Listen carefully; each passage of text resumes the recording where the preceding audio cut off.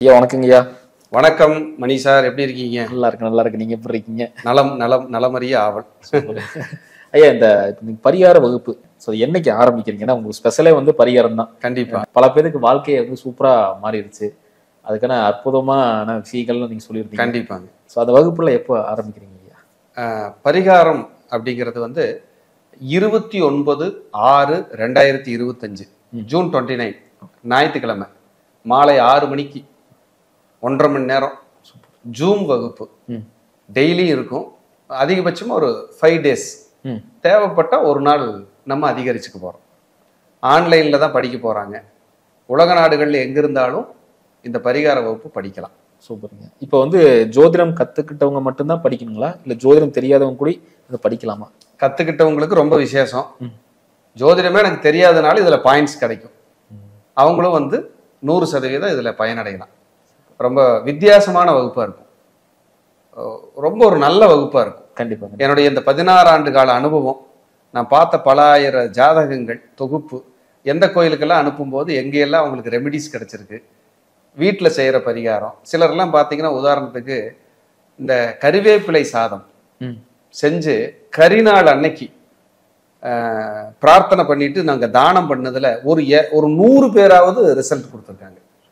எனக்கு ரொம்ப சக்தியான விஷயம் நடந்திருக்கு, வேற மாதிரி சார். ஒரு MBBS MD டாக்டர் நேற்று ஆன்லைன் கன்சல்டிங் கொடுக்கும்போது இது சொல்றாங்க, சார் அந்த அந்த பரிகாரம் அவ்வளோ அருமையாக வேலை செஞ்சுது அப்படின்னு கேட்குறக்கே சந்தோஷமா இருந்தது. அப்போ இதை ஏன் நம்ம ஒரு வகுப்பாக கொடுக்கக்கூடாது?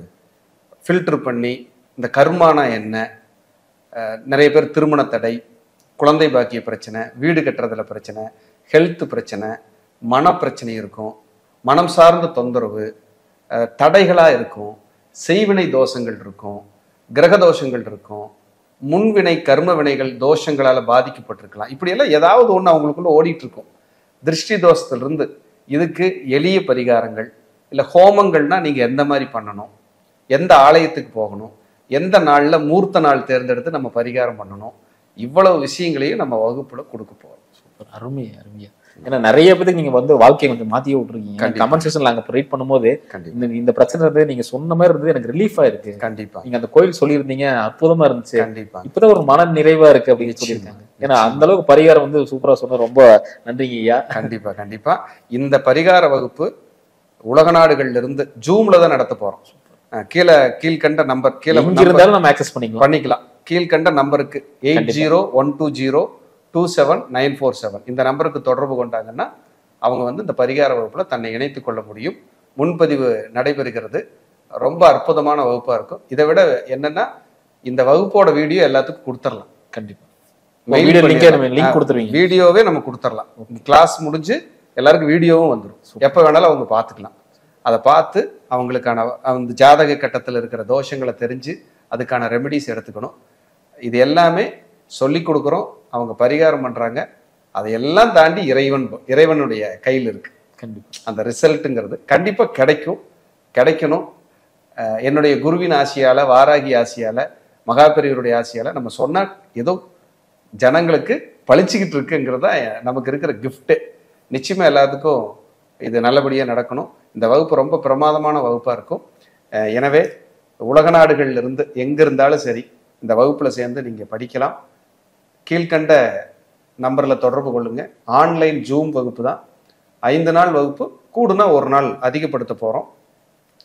தினமும் மாலை 6 மணி முதல் 7:30 மணி வரை இருக்கும். உங்களை வகுப்புல சந்திக்கிறேன். வாருங்கள், வகுப்பில் இணைவோம். நன்றி, வணக்கம். வாழ்க வளர்க. நன்றி சார். நன்றி நன்றி ஐயா.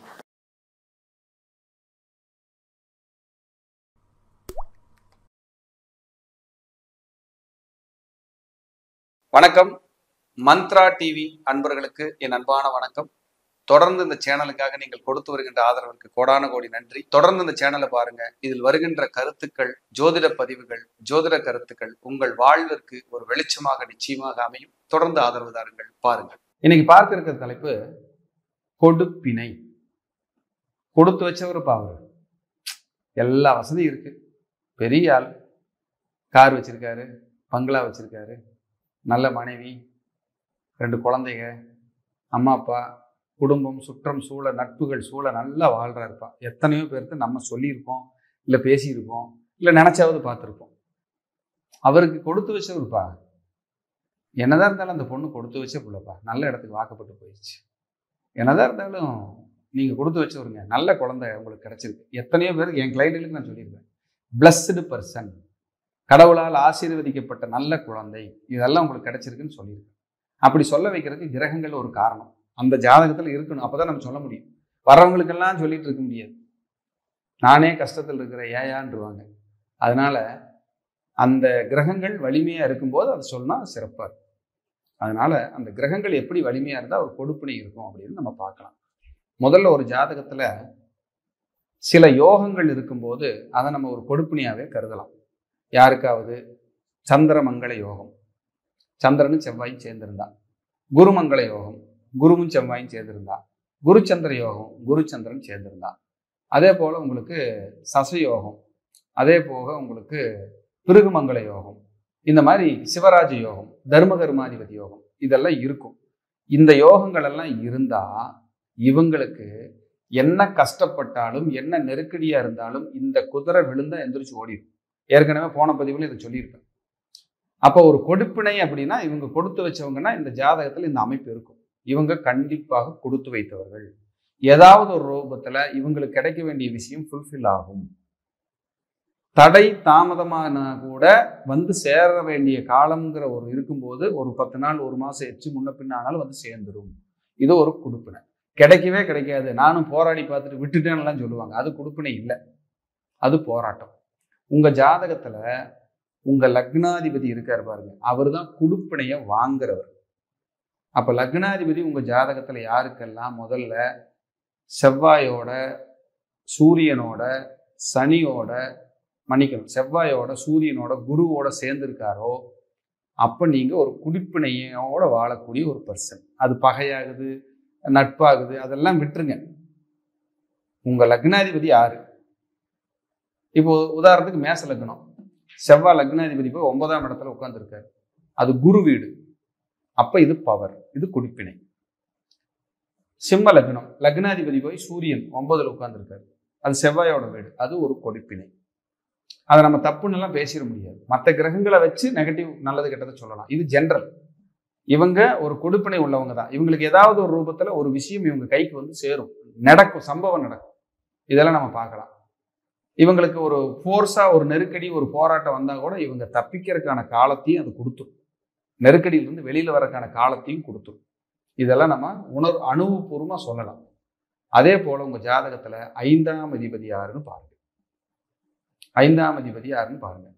அவங்க இயற்கையாகவே உங்க 9ஆம் அதிபதியோட கனெக்ட் ஆயிருக்கு.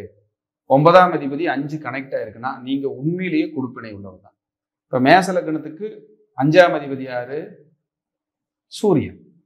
மேச லக்னத்திற்கு 9ஆம் அதிபதி யாரு? குரு. குரு சூரியன் சேர்ந்த கொடுப்பினை.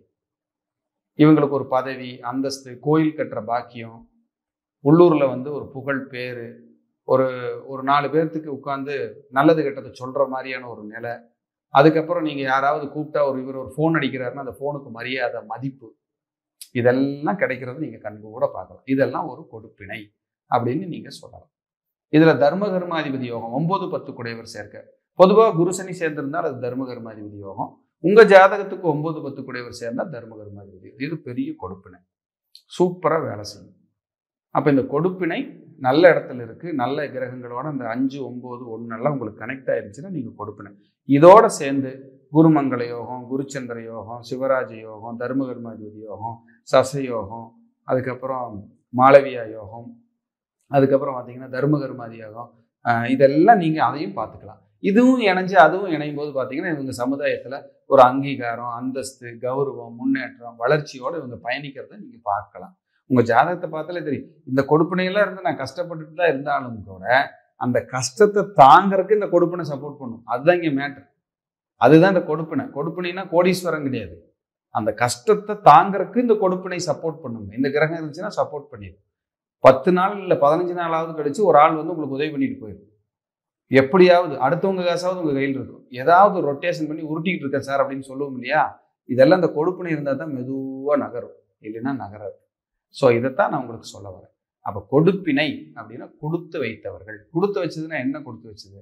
ஏதாவது கொடுத்து வச்சிருக்காங்களா அப்படின்னா அப்படி இல்லை. இப்போ நமக்கு வீடு, இடம், நிலம், கௌரவம், தன்மானம், அன்பு, அமைதி, ஆரோக்கியம் ஏற்கனவே கொடுத்து வச்சதை அந்த கிரகம் சொல்லுது. அதான் கொடுத்து வச்ச ஆளுன்னு சொல்றோம்.